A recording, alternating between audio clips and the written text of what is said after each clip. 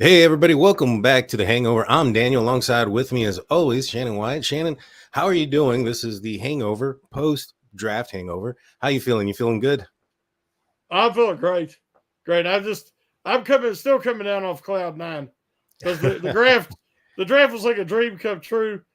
Uh, Getting Fatanu and Frazier and then McCormick, Mhm. all these big boys that's going to just strengthen that offensive line. And I think the Steelers are going to be the bullies on the block with that offensive line. So I'm excited. The offensive ineptitude of the last, you know, 4 years, even 5 years. Hopefully, it's behind us Yeah. finally. Yeah, I think so. I mean, for 2 years in a row, I'm saying this for me at least. This has been an A+ draft by Yeah, Omar Khan. I think he outdid last year's. Last year's was crazy, and yeah. then coming in this year, getting the offensive line situation situated, and getting some key players, even in, like, for instance, Wilson. He's one of the guys that I'm Oh yeah, really excited about. Um, I thought that the draft fell in line. The Steelers, Omar Khan stayed very patient. One of the things that they've been talking about when it comes to Omar Khan is, he's pretty aggressive. This time around, he stayed patient, stayed yeah, in his lane. yeah. Every player came down to him. That is insane. That is insane. So let's go back. The Steelers drafted Troy Fatuanu, offensive tackle, in 20. Were you surprised with the pick? Did you think that they were going to go somewhere else, given the other names that were still on the board? Yeah, I said I was really shocked. Um, it was a pleasant surprise because I thought, well, it's going to be because they talked about Fatano's knee. They red flagged it. Some doctors had red flagged it, and the Steelers brought him in. They put him through the paces, and obviously they were fine with it. But when I heard that, I dropped him down on my board into the 20s. Mhm. Because I thought Graham Barton, who's a similar type player with position versatility, I thought if it's an offensive lineman, it's going to be Barton. Or you had Quinyon Mitchell and Teron Arnold both there. Mhm. And I said, well, they might go with, want to have that other corner and just have shutdown corners. And I was real disappointed. Uh, but then when Fatanu failed at 20, the Wednesday Steelers have 4 targets in the first round that they really, really want, and they're all there. I mean, I was shocked. So, yeah, I was just thrilled when they got him. The kid's got great feet, excellent mobility, he's strong. Uh, he's a leader. He's got character. You've seen all the interviews and everything since the draft, and I was a big fan of him from the beginning. So yeah, I'm just again, I'm thrilled to get another big boy on that offensive line. Yeah, me too. I thought there was a chance they were going to go with Barton. I thought maybe even move back, given how some of the way the draft fell. I mean, a lot of Yeah, quarterbacks right off the bat. Um, and when Fatuano was sitting there, though, I was like, man, they might get this guy, because this guy was projected top 15, top 10. And the Cincinnati Bengals had just got Mims a couple of draft picks yeah, before, and I was actually surprised that Mims went before Fatuanu. And so, yeah, I was extremely excited about this. Now, he was a position that you mentioned before or his height is one thing that's kind of, I guess, maybe the reason why he may have fallen a little bit. He's a little bit in the shorter side, but he has those long arms that you yeah. need for a tackle. So I don't really see that going to be an issue for him. Where do you think he's going to play, left or right side? Oh man, there's been so much talk, and I'm conflicted. I don't really know. I think I feel like that. I want him to start immediately. I do not want Dan Moore out there. Mhm. And therefore, I'm like, he's been a left tackle. He has a lot more experience on the left side. And I'm like, what I really want to see happen is start of training camp. Let him play both sides. Let Broderick Jones play both sides. See who's more comfortable where, who's more effective. The Steelers resist that. They don't want to let guys play multiple sides, and they'll say, "Well, Dan Moore can't play right side. He just can't do it." Chuck's scored for. He couldn't play the left side. So let these guys. They're both very talented. Let them kind of compete to see who gets what spot. Uh, but right now, I'm assuming the easiest thing to do would be to leave Fatanu on the left where he's experienced and put in Broderick Jones' play on the right to start out with at camp, and then see where it goes from there. Yeah, I agree with you on that one. And you're right, man. The Steelers have been notorious for grabbing, players and putting them in a position that they didn't play for a while, and or refusing to move them back. For me, I think Omar Khan mentioned earlier that they want Broderick on the left side. I think that Broderick has that height, agility, athleticism that you're wanting also in your left tackle.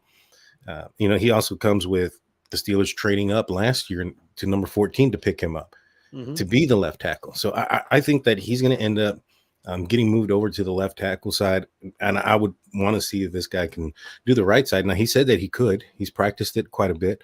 But either way, I mean, if they end up putting him on the left side, I think it's going to be a great value because I think regardless of it's Fatuanu or Broderick Jones, I think they're better than Dan Moore. And, oh, Lord, yeah. And so I see whichever way they go, it's going to be a better situation for the Pittsburgh Steelers. In the second round, this is when your boy gets picked, Zach Frazier. Now, how are you feeling when Jackson Powers Johnson got drafted and there was like 8 or 9 picks left before the Steelers and the only real center left on there for that round was Zach Frazier? How nervous were you getting up to that point?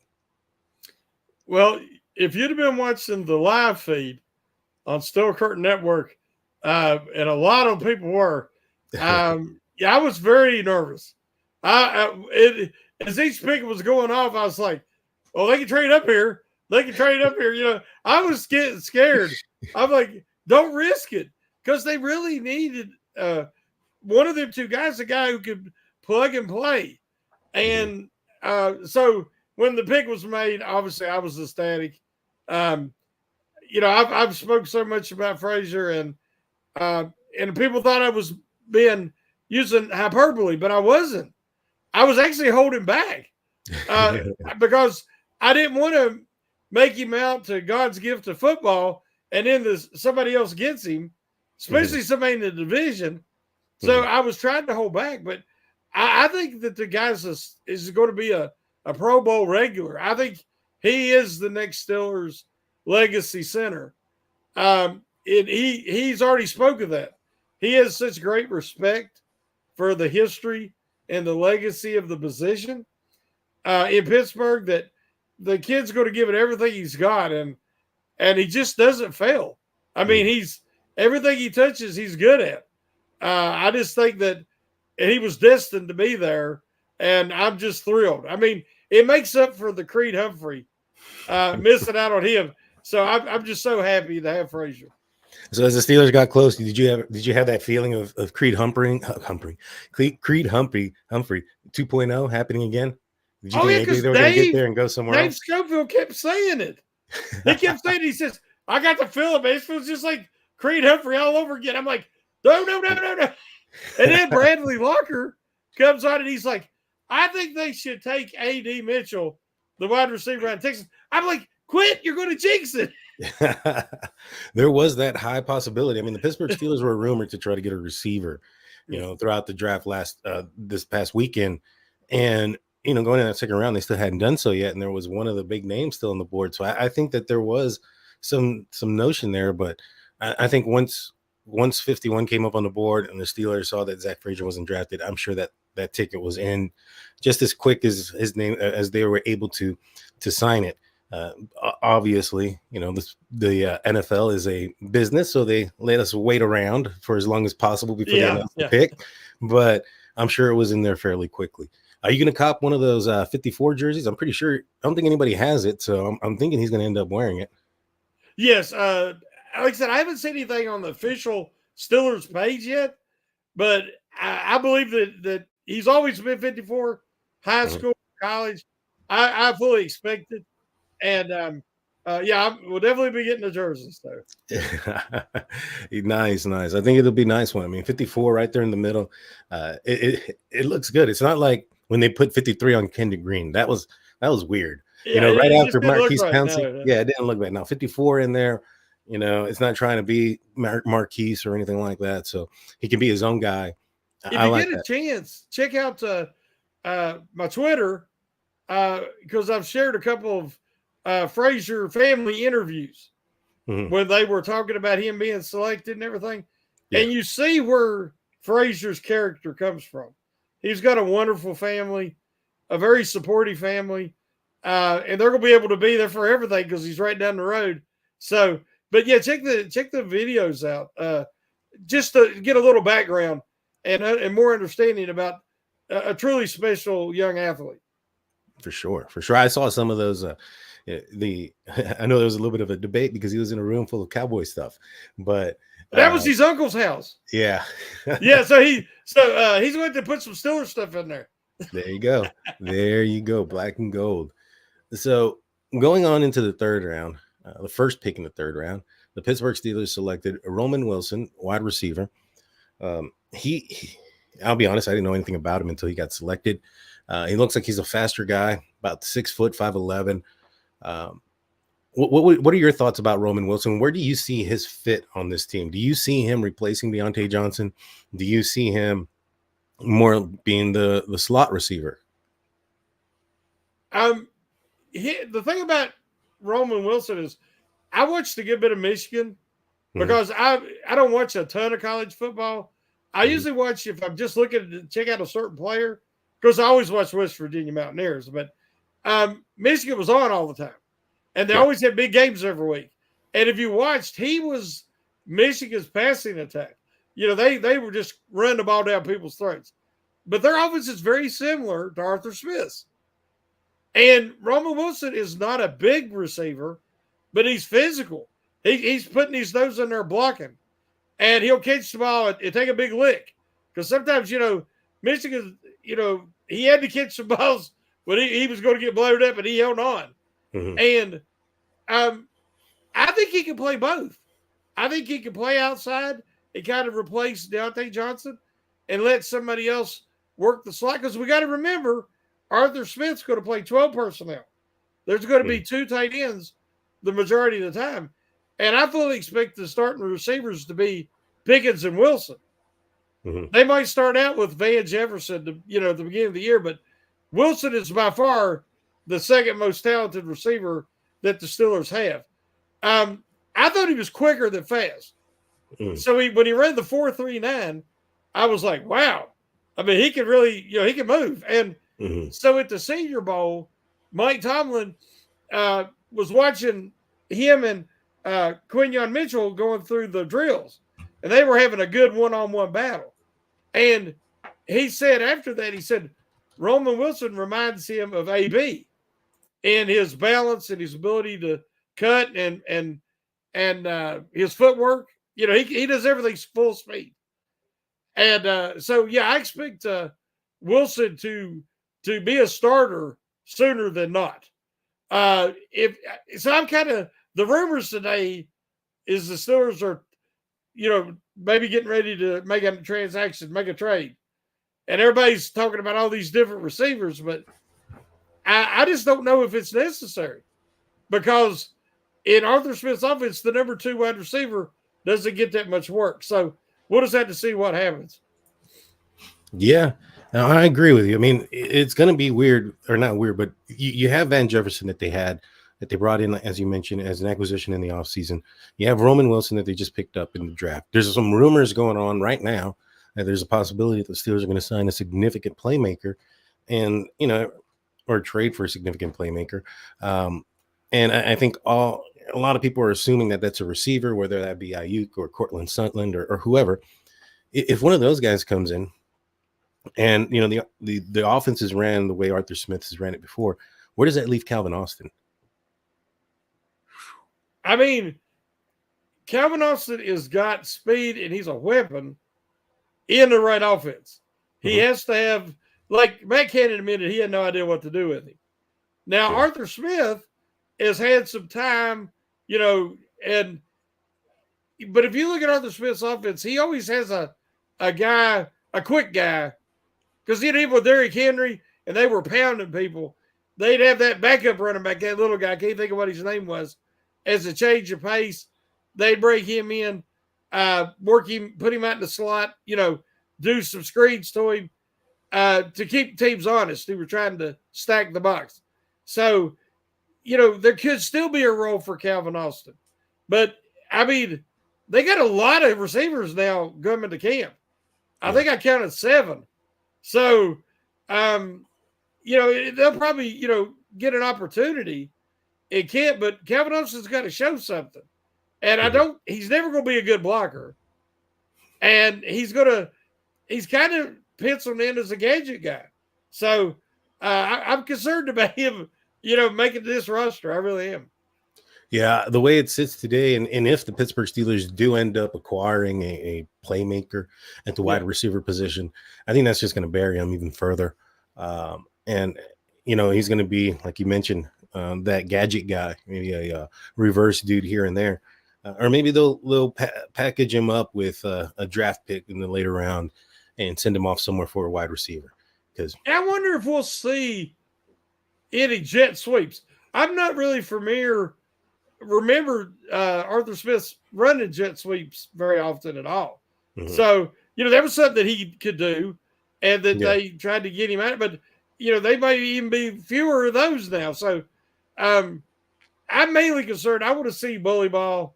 I want to see this power running game get going and utilize it, because you got some real talent for this offense in Harris and Warren. Mm-hmm. And now you got Cordell Patterson. Yeah. I mean, that guy, man, you know how good he is in an open field. And I'd like to see him get him the ball with some wide sweeps, because he can play running back. Yeah. And give him an opportunity when you got guys like Fatanu and Jones and all blocking, because they can move and they can get out wide. They can spring him. See, in the past, we didn't have the ability to get wide with our tackles, but they can now. Yeah. Yeah, no, you're right. And I think that this offensive line is that's one of the things that I think used to hurt this offensive line in the past, is when they wanted to do the screens or these short passes to the outside, misdirection passes where the linemen were to get out in front, they would have to leave early because they weren't athletic enough to get out. Yeah. And there would be the flag, boom, boom, illegal downfield. Now that these guys that they can get out there, I can see those plays working now.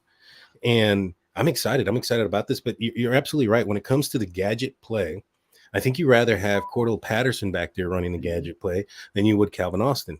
Just much because bigger, stronger. Yeah. And the resume, and you're probably more comfortable with what he's been able to do in his past as well. So I do think that this is going to probably be it's going to be a big year for Mr. Austin. I'll tell you, I'm excited. Samalu and Daniels are athletic and can move, and they can get to the second level. So this line is not, for Arthur Smith's zone scheme, they pretty much they got the perfect guy all the way across the line now. Yeah. Oh, I agree. When I looked at film last year and I was breaking down the offensive line, one of the things that I noticed that Roderick Jones did a lot better than what Chukwuekorfor did was on pulling. When he would pull out, he would make contact with the person that he would grab and move them out of the way. When it was Chukwuekorfor, more times than not, he would miss that guy. Yeah. That first one. I think that if the same thing can be done on the other side, where you have his name escapes me. It's so hard to pronounce. Fuamatu. How do you pronounce it again? Futanu? There you go, Futanu. Yeah. I have to read it. If I can't read it, I can't say it. Yeah, well, I leave a syllable out. It's Fuatanu, but I say Futanu, because when I try to put the Fu in the beginning, I screw it up real bad. Yeah. I think he's an athletic guy. He's going to be able to get out there. He's going to be able to move around. Is Zach Frazier known as being an athletic guy?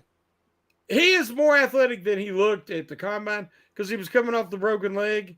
Mm-hmm. And now for WVU, he's an average. I'd say he has average mobility, but he is very consistent, and he gives high effort, so he can pull, and he can hit a moving target. So yeah, I'm thinking that especially as he gets fully recovered and immersed in this offense and with his teammates, and they get that chemistry rolling. Yeah, I think he's going to fit in very well. Was he a guy that made a lot of calls on the offensive line when he was with West Virginia? Yeah, he is very intelligent. I mean, his academic All-American. I mean, so that tells you all you need to know. But his football IQ is outstanding. He made line adjustments and pickups at the last second. Or they would be they'd send both linebackers blitzing up the middle, and he would, but they'd work together for a good while, his line mates. But they were really good at picking that up. Frazier would fall off and get one of them, and then one of the other guys would pick up their guy and keep that pressure immediately up the middle. So, yeah, I think that he is. That's the thing about why I wanted Frazier so bad is playing centers. Half the battle's mental. Half of the battle happens before the snap for a center more than it does at tackle. You're kind of out there on your own, and Frazier excels at that. So yeah, I think he's going to pick this up quick. That's good, man. I'm looking forward to it. I'm looking forward to having an offensive line that's going to be, in my opinion, one of the best offensive lines in the league. I think this is going to benefit the running backs and obviously the quarterbacks as well. Yeah, this has Andy Weidl written all over it to me. His fingerprints are all over this, just the offensive line, definitely. The whole 9 yards. I love it. Well, we're going to take a quick break. When we get back, we're going to finish out the rest of the draft picks and talk about another Steeler or past Steeler that potentially could end up back on the team. Don't go anywhere. We'll be back after a few words from our sponsors.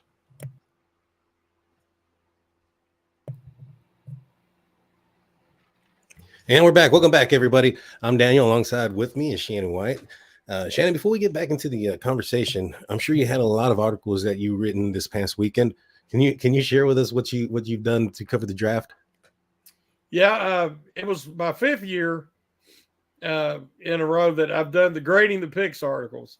Mm-hmm. So I put a grading the pick article out for all 7 selections, and obviously they had a great draft. I would give them at least an A- overall, because even the later draft picks, there's some projects there, but they're very talented projects. And the Steelers are thinking ahead with each selection. So, definitely check those articles out. Those articles, it's funny. There's so much going on during the draft that a lot of times people are not on the site reading articles. But then when things calm down, like this week, then people go back and read them to see, learn some things that maybe they didn't know already. So yeah, definitely check those articles out. 100%. And while you're there, you can check out our audio only podcast, including my own, which aired out on Friday afternoon around 2 p.m. Eastern. So it's still there. Go back, check it out. I covered the Fatuanu pick right after it happened. So go check that out while you're there. Now, before we get back into the draft picks, Cam Sutton met with, I believe, Omar Khan and Mike Tomlin sometime last week. And now that there's some rumblings that the Steelers could sign a significant player or in the move for one, do you think that possibility of Cam Sutton returning is a possibility this year, even though he's going through his legal issues? And do you think that's the best idea with such a young team? Well, I know we was talking about it a little last night on the Q&A. I really know next to nothing about what really happened. Because when it first happened, the reports was coming out of all kind of things. Yeah. Of what happened. And then you heard, it wasn't that much. It wasn't that bad. It was kind of people were blowing things out of proportion. And then I think he didn't know about it because he was working out. And I guess he didn't have his cell phone where he was at. I don't know. But regardless, I think the Steelers reached out to a former player and friend. I think they wanted to check on him, his well-being, or, his mindset. How are you doing? Because, the thing that concerns me is it didn't take Detroit long to cut ties. No. I mean, he'd been there all year and had a decent season for him. And I was shocked at how fast that they just cut him free, and I said, it must be really bad. But I think the Steelers were doing the right thing, checking on him, making sure he was okay. Because, this is a guy that was a teammate and also a friend for a long time. It's very out of character when he was at Tennessee and then at Pittsburgh, you never heard nothing bad about Cam Sutton at all. Mhm. So I was shocked when the story broke. Tomlin says he's one of the smartest guys he's ever coached, and I wonder if if the charges have been dropped and if there's no suspension from the NFL, it wouldn't shock me for the Steelers to have a reunion and bring him in because he's very versatile. He's very smart. He can fill a lot of roles Right. for the Steelers, and they know him better than anybody. So, I'll leave that up to the decision makers because they're going to have to do some due diligence to find out what's going on. But yeah, it wouldn't shock me to see him come back because Steelers have been known to do that, with Willie Gay and different guys where they will bring him back for a reunion. Yeah, I agree. I think that if he ends up making his way back on the team, it's probably not until training camp. I mean, to do it now when things are relatively quiet, Yeah. that would be big news and that'd be going everywhere. And that would, that would then turn into like players being asked things, which no doubt if he ends up getting signed, that the teammates are going to be asked, what are your feelings and thoughts about what happened with Cam Sutton? How do you feel being on the team? Stuff like that, that could end up being a distraction. So I think that it'd probably be, if you strategically probably implement him during a time when there's a lot of news going on from a lot of different teams. That way it's kind of buried in there. Mm-hmm. But, I personally wouldn't want him on the team until he got cleared of everything. I think it's a distraction, regardless of anything. I think it's a distraction. We have a young team and young players that are going to look up to a player like that.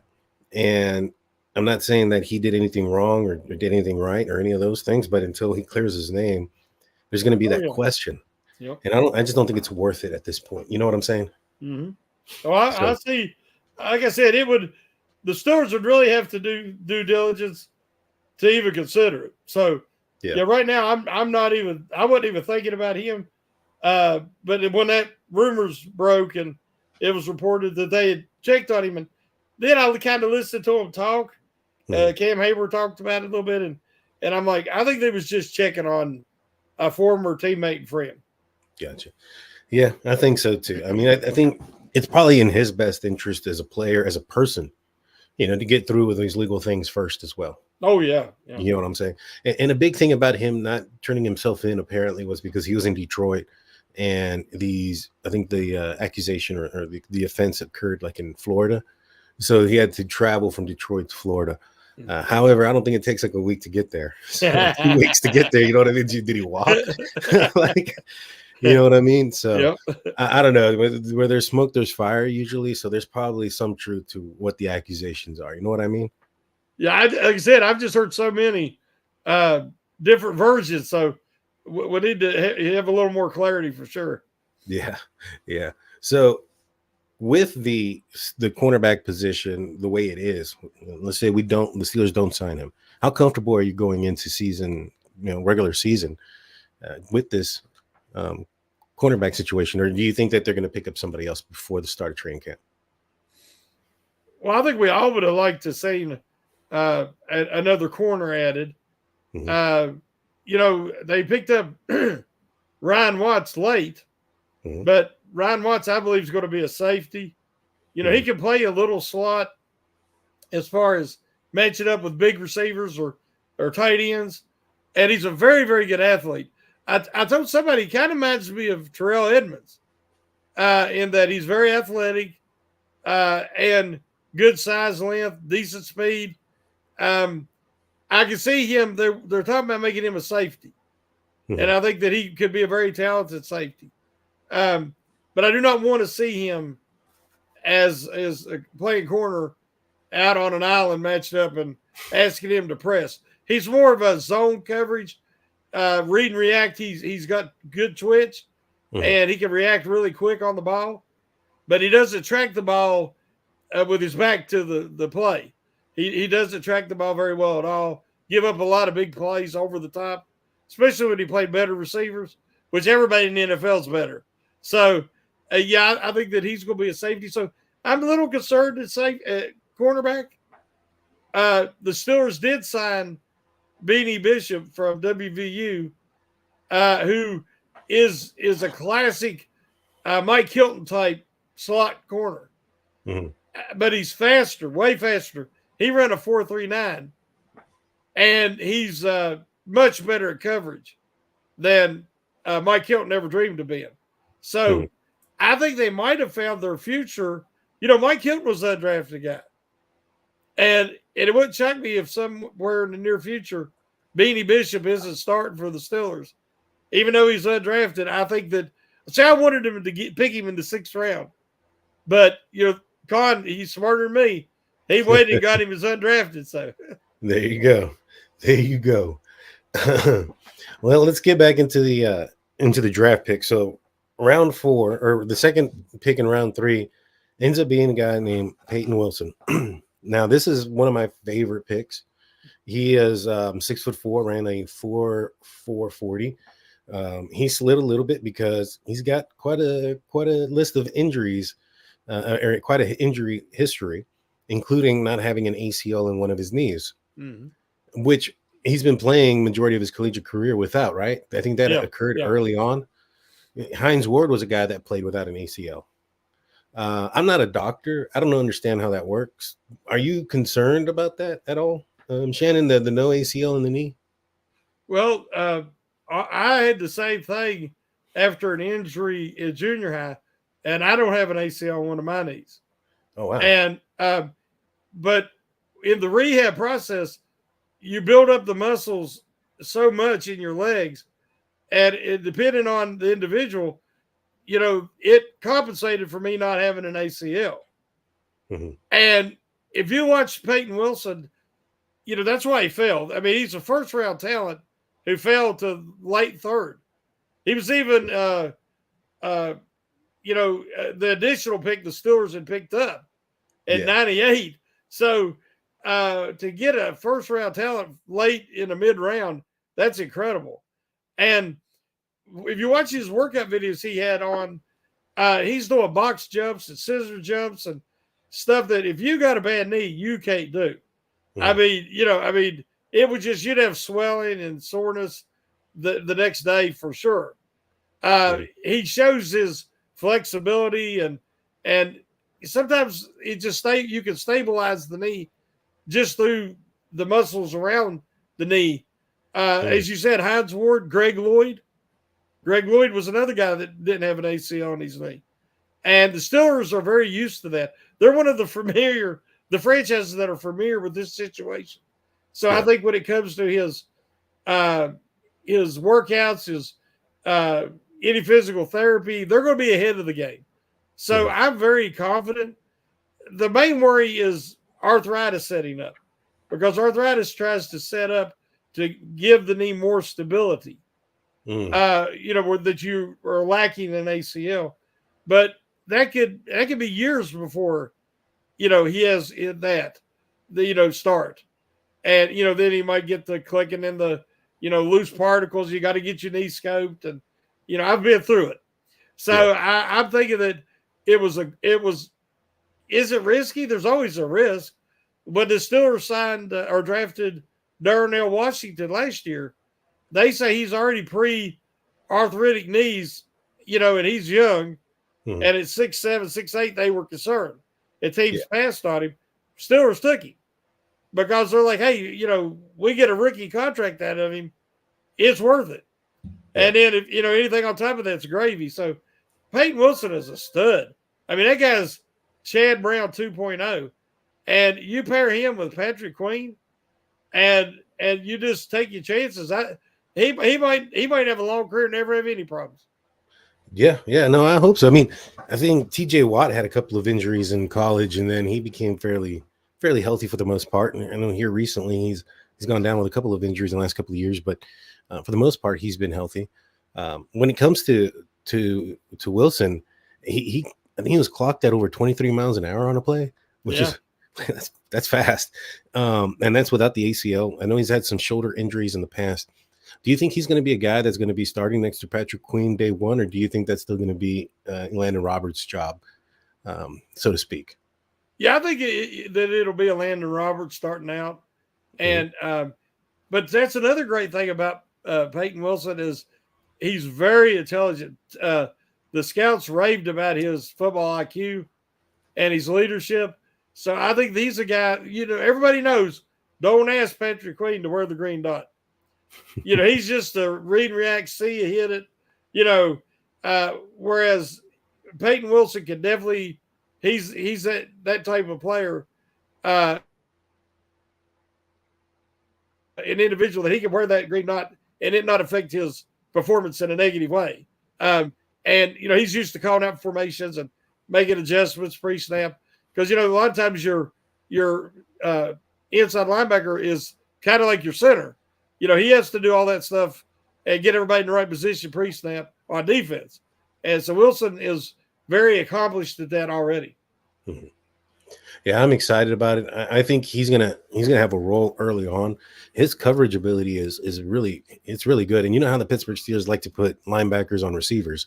Yeah. So I think he might actually be somebody that could, match up against a slot corner or running back out there in the free space. And I was watching some of his tape and his coverage ability is very impressive. I think he had an interception or two last year. Oh yeah. He had one. I think he had a touchdown return. He had a tremendous amount of tackles, 6 sacks from the middle linebacker position. I think the Steelers got a steal in this guy's. Obviously, the question is, can he stay healthy for 17 games? And did you see him running down running backs and wide receivers from behind? Yeah, I mean, he can move. Yeah. It's impressive. Yeah, he's one of those guys that he popped off at the combine running in a straight line, but he also pops off the screen in a football play. He runs that fast. He's that quick. And like I said, I like what he can do. I think when you pair him with Queen and you have obviously you have TJ Watt, Alex Highsmith, and Cam Hayward, who I think is going to be having a much healthier year this year, given the fact that the offense is going to be significantly better than they were last year. And I'm assuming the time of possession is going to be reflective of that, and that the defense isn't going to be on the field as long. So I think this is going to be a dominant defense. I think the offense is going to be dominated on the offensive line. I think the big question is also obviously the quarterback, but I like this pick. This is one of my favorite picks, Wilson. And I don't know if he ends up playing well, I might get this jersey. This is the one that I might get. I wonder what his number will be. I don't know, man. I wonder too. I Was see he it in the 40s. 41 in college? I think so. I think so. Yeah, I think you transition to the 40s and the pros. Mm-hmm. After Peyton Wilson, Mason McCormick comes off the board in the 4th round. He was a guy that a lot of people were looking at as a possible center as well, interior guard. I was a little bit surprised by it, given the fact that the Steelers had just drafted Zach Frazier. They have James Daniels, Isaac Seumalo, and Herbig already on the roster. So I was a little bit taken back by this. But what are your thoughts about the pick, and where do you see the Steelers going with this pick? I think that the 2 Steelers current guards are going to be free agents pretty soon. Do you think this is the fill-in for them? Yeah, that's what I was saying earlier that the Steelers were kind of looking ahead. Okay. So that these last 3 picks were projects that are useful projects that can play, and give them some depth immediately. But they're thinking in the future because, it's going to be a jump up for McCormick from South Dakota State coming to the NFL. If you watch him on his tape, I mean, he's mauling people. He looks like a big bear, but he's playing against smaller athletes, obviously, at that division and that level. But you can see him blocking in space. He's hitting moving targets. He's very aggressive. When he come to to Pittsburgh with the official visit, I was like, oh, Lord, don't try to take a guy from that division and bring him to the NFL and then switch him to center because, that's going to take a while. Mm-hmm. But right now he can be quality depth at all interior line positions. But if, say, Daniels decides to leave next year after this coming season as a free agent, then you have, an in-house guy ready to go.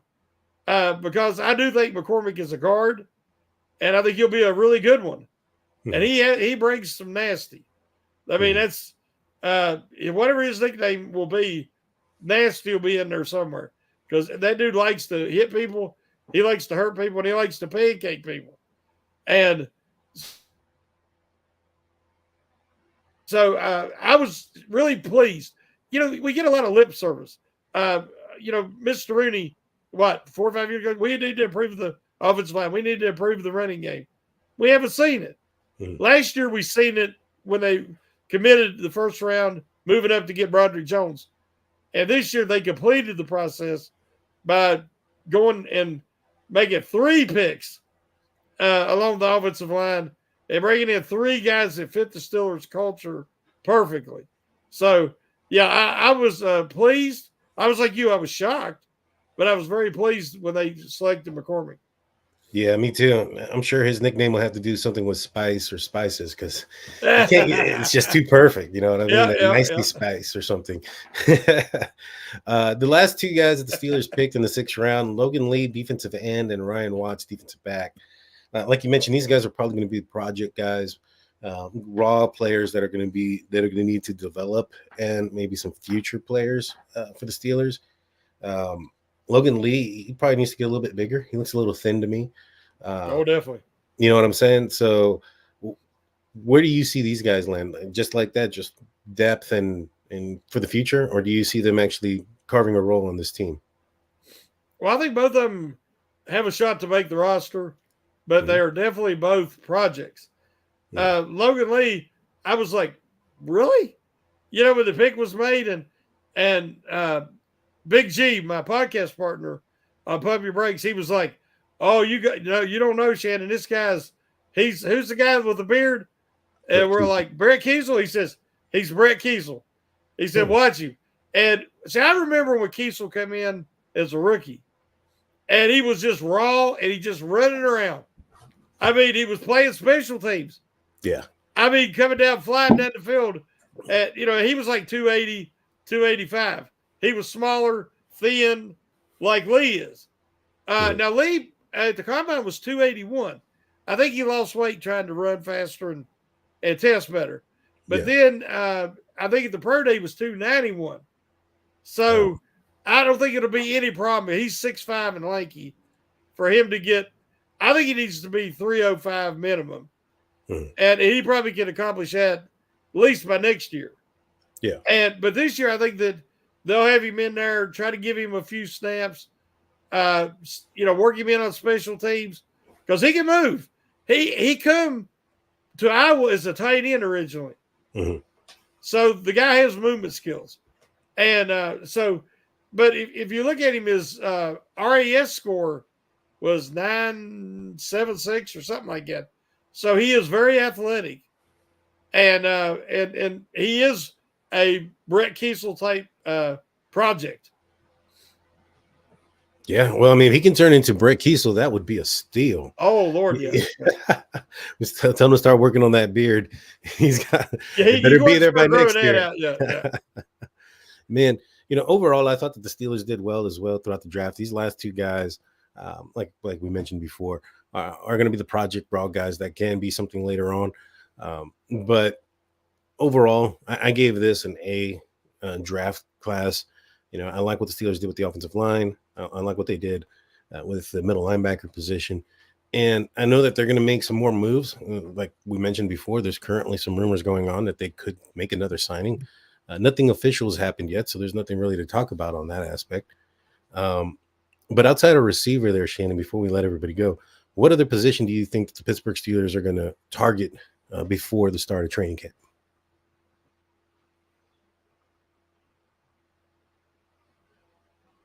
Oh, you're muted. Sorry about that. I'll get fined. I'll let the boys know to find me. I think that they've already got offers out there. Yeah. With, as we know, I think they made an offer to Justin Simmons. It wasn't enough. Tyler Boyd, it wasn't enough. Hey, Khan's playing the waiting game, guys. He did it with Justin Fields' situation, and I think he's told him, hey, this is offer. We're not going any higher, and let it come to him. If they see that, hey, this team looks like they're going to be pretty good, and I want to get it, get on the moving train. They might take a team friendly deal, a team friendly offer, and I think that's why they cleared the money with Alex Highsmith. So now they got it cleared already, and if one of these guys want to accept a team friendly deal, they're going to make a move. Looking at free agency right now, there's really not a lot there. I mean, I just think that last year, I think Khan's even smarter this year than he was last year. Last year, he brought in Patrick Peterson. I thought it was a little bit of a knee-jerk reaction to losing Cam Sutton. And, everybody said Peterson lost something. He's not the same. And we've seen that. And so there was another free agent they brought in. I can't remember who it was now. That I just didn't think worked out. It was like, past their prime type situation. Chandon Sullivan. Yeah. In the slot. I mean, they did that during the draft. They didn't get a guy they wanted, and they signed him.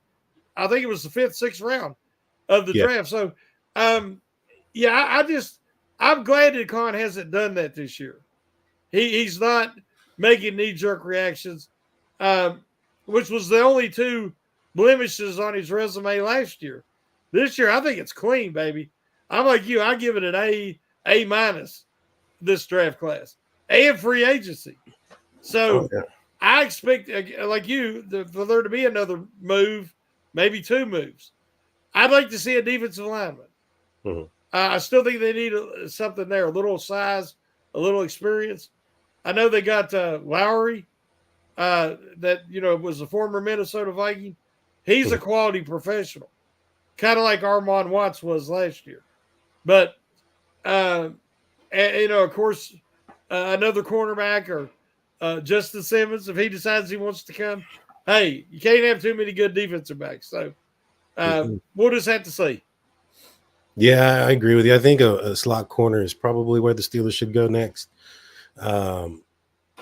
And yeah, I think they did a really good job this year. It's just going to basically come down to the quarterback position. I know it sounds like a broken record, but that's what it's going to come down to. Yeah, it's the truth. Yeah, I think this team, more so than any other year in the last few years, is ready to make a run if they can get that one position right in the quarterback room.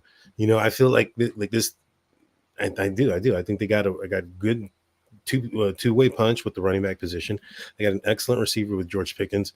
Whoever you put on the other side of them is going to have a great opportunity because of the attraction that he's going to take. Also, you have 2 great tight ends, in my opinion. I know that Washington wasn't used very much last year, but in a Arthur Smith offense, we'll see how he does. I think that'll change. Yeah, I do too. And so, your offensive line has been reworked. On the defensive side, you still have Minka, TJ, and Cam as your captain. So, the rest of those pieces are going to fall into place. And I think they did an excellent job with those other pieces throughout free agency and the draft. I really do feel like this feels like they're getting ready. And regardless of how the rest of the NFL looks, I know that Steelers are going to end up having the most difficult schedule this year.